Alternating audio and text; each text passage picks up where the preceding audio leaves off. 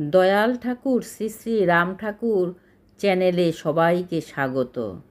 ঠাকুরের রাতুল চরণে জানাই শত সহস্র প্রণাম। প্রণাম জানাই আমার মা বাবার চরণে। সবাইকে জানাই রামময় প্রীতি ও শুভেচ্ছা। ফণীন্দ্র কুমার মালাকারের ভাষাতেই বলছি। 1345 বাংলা সনের ফাল্গুন মাসে একদিন সন্ধ্যার সময় আমি ও ঠাকুরভাই মনীন্দ্র বুড়িগঙ্গার পাড়ে ভ্রমণ করিয়া ঢাকা সদরঘাট দিয়া আসিবার সময় বাংলা বাজারের মোড়ে জেনারেল পোস্ট অফিসের সামনে মাধবদাকে দেখিয়া জিজ্ঞাসা করিলাম, ঠাকুরের কোনো খোঁজ খবর জানেন কি? মাধবদা কিছুক্ষণ চিন্তা করিয়া বলিলেন, ঠাকুর আমার বাসায় আছেন, তিনি খুব অসুস্থ, কাহারও নিকট বলিতে বারণ করিয়াছেন। ঠাকুরভাই বলিলেন, এমতাবস্থায় আমরা গিয়া ঠাকুরকে বিরক্ত করিতে চাহি না বলিয়া আমরা আমাদের গন্তব্যপথে চলিয়া আসিলাম। পরদিন ঠিক ওই রকম সময় ওই স্থানে মাধবদাকে দেখা গেল যেন কাহারও প্রতীক্ষায় দাঁড়াইয়া আছেন। আমরা নিকটবর্তী হইতেই তিনি বলিলেন, ঠাকুর তোমাদের ডাকিয়াছেন। আমরা তাহার সঙ্গে বাসায় যাইয়া ঠাকুর প্রণাম করিয়া ঠাকুরকে জিজ্ঞাসা করিলাম, শুনিয়াছি আপনার শরীর খারাপ, কি হইয়াছে? পা দুইখানা কাপড়ের পাট দিয়া বাঁধিয়া রাখিয়াছেন, খুব ব্যথা করিতেছে বুঝি? ঠাকুর, হ, কিছুদিন যাবৎ ব্যথাটা খুব বাড়াবাড়ি করতে আছে। অদৃষ্টের ভোগ ভুজ্ঞা না গেলে ঋণ শোধ হইবে না। আমরা কাপড়ের পাড় খুলিয়া পা টিপিতে আরম্ভ করিলাম। কিছুক্ষণ পর ঠাকুর বলিলেন, বোধ হইতে আছে আজ রাতে আর আসব না। রাত্রি 9টায় আমরা উঠিয়া দাঁড়াইলে ঠাকুর জিজ্ঞাসা করিলেন, বাসা নিছেন কোনখানে? বলিলাম, মিডফোর্ড রোডে।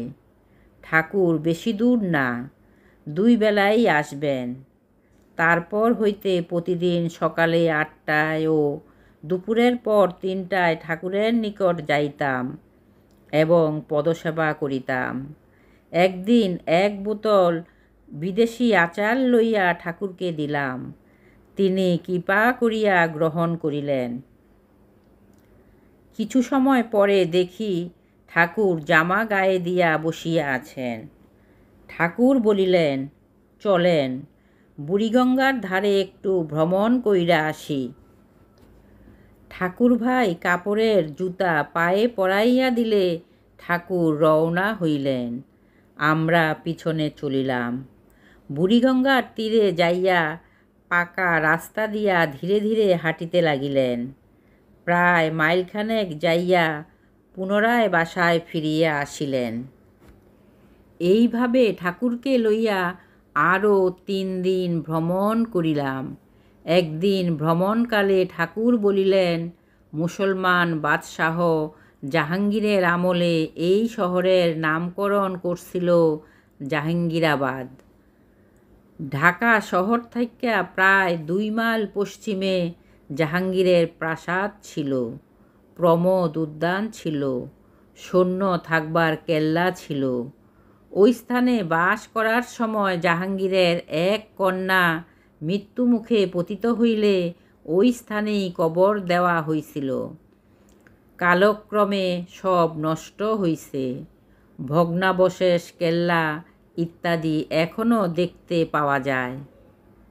একদিন ভ্রমণ শেষে মাধবদার বাসায় যাইবার পর ঠাকুরভাই বলিলেন, আমি আগামীকাল ভোরের ট্রেনে চলে যাব, ফণী থাকবে। ঠাকুর বলিলেন, আসেন গিয়া। ফণীবাবু ব্যবসাদার মানুষ, ব্যবসা নিয়া থাকব, আমি একা একা পইরা থাকুম। আমরা হাসিয়া উঠিয়া প্রণাম করিয়া বিদায় লইলাম। আমি প্রতিদিন দ্বিপ্রহরে যাই, বিকাল 5টায় চলিয়া আসি। একদিন ঠাকুর এক চামচ আচার আমার দিকে বাড়াইয়া ধরিলে আমি হাত পাতিয়া লইয়া মুখে দিয়া বলিলাম, আমি বিন্দুমাত্র স্বাদ পাই না। ঠাকুর, স্বাদের জন্য কিছু খাইতে নাই, স্বাদ আসক্তিবর্ধক, খাওয়ার জন্য খাইতে হয়। পরদিন যাইয়া দেখি ঠাকুর জামা গায়ে দিয়া বসিয়া আছেন। আমি প্রবেশ করিতেই ঠাকুর হাঁটা শুরু করিলেন। আমি পিছনে চলিলাম।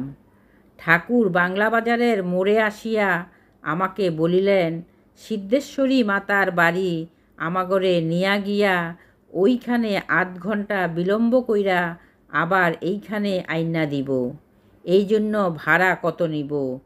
একটা ঘোড়ার গাড়িওয়ালার সঙ্গে ভাড়া ঠিক কইরা গাড়ি নিয়ে আসেন। আমি একজন গাড়িওয়ালার সঙ্গে দর ঠিক করিয়া মিষ্টির দোকান হইতে কিছু প্যাড়া কিনিয়া ঠাকুরের নিকট পৌঁছলে ঠাকুর উঠিয়া বসিলেন। গাড়ি চলিল। হঠাৎ ঠাকুর জিজ্ঞাসা করিলেন, এইটাতে কি আনছ?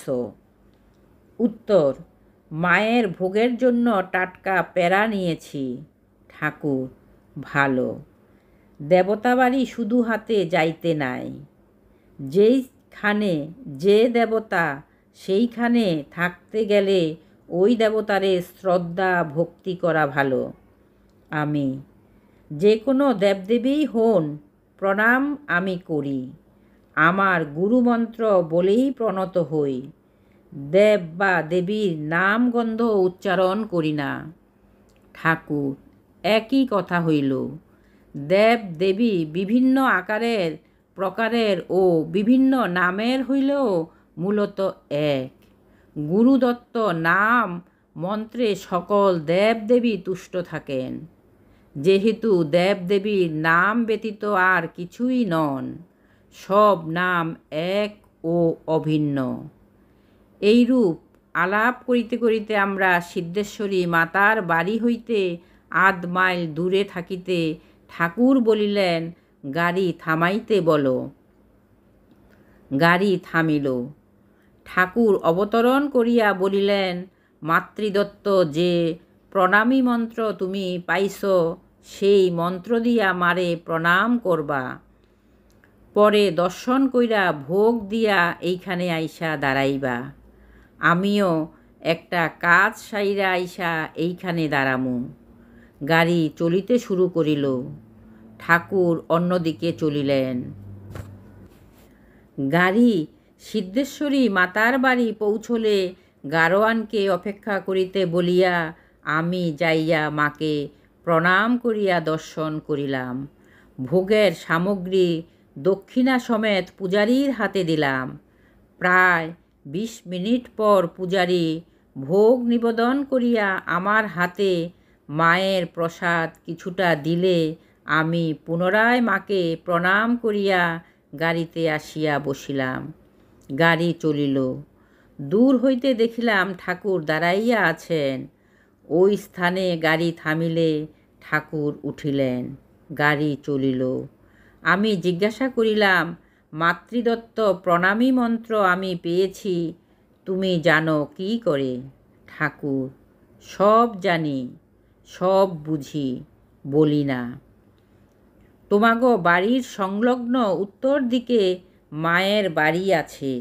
মা ওই স্থানে আছেন।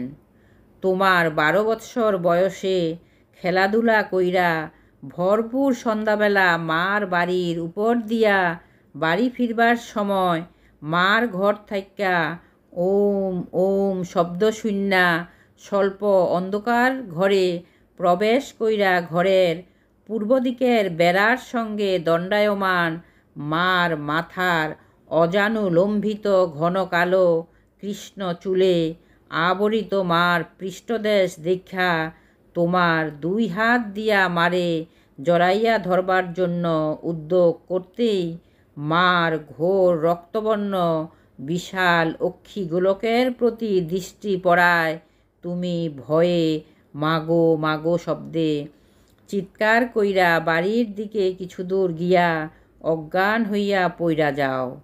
চিৎকার শুইন্না বাড়ির লোকেরা আইসা তোমারে অজ্ঞান অবস্থায় বাড়ি নিয়া যায়।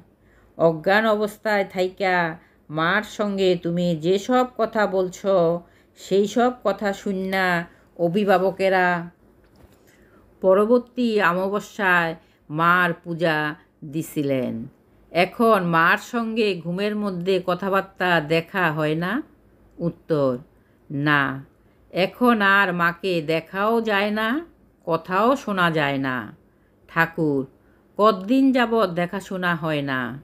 উত্তর, তোমার নিকট হতে নাম নেবার পর থেকে।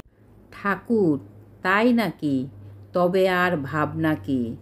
পুনরায় দেখবা, নিশ্চয়ই দেখবা। ইতিমধ্যে গাড়ি বাংলা বাজারের মোড়ে আসিয়া থামিল।